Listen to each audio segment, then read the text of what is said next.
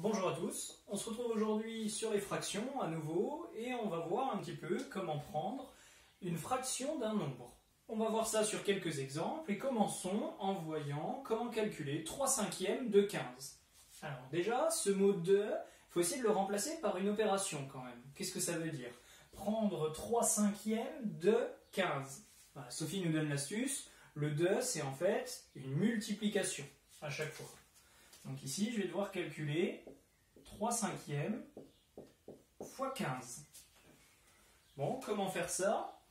Ici, je vais commencer en coupant 15 en 5 parts égales. Je vais déjà regarder ce que ça vaut, donc je vais faire le calcul de 15 divisé par 5.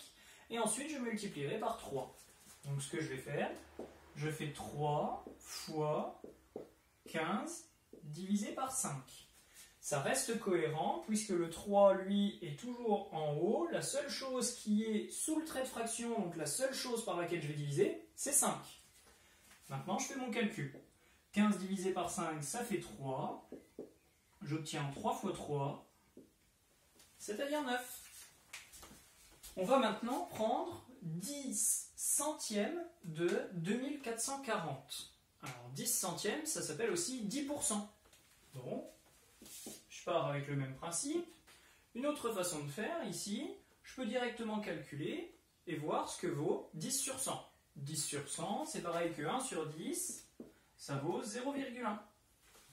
Il me reste à calculer 0,1 fois 2440. Puis ça, c'est facile. On sait multiplier par 0,1.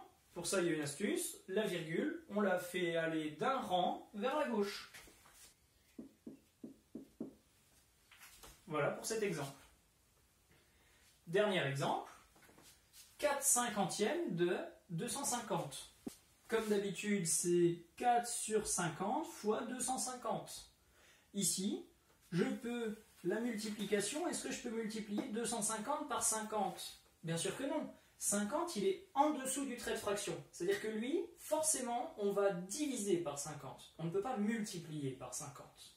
Là, ce que je vais faire par exemple 4 fois 250. Ça se fait très bien en plus.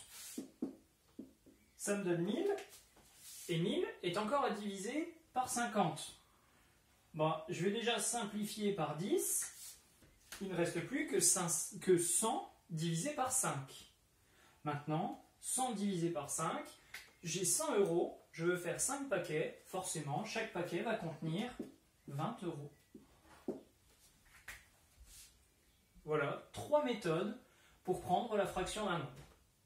Ces méthodes sont bien évidemment des méthodes à la main.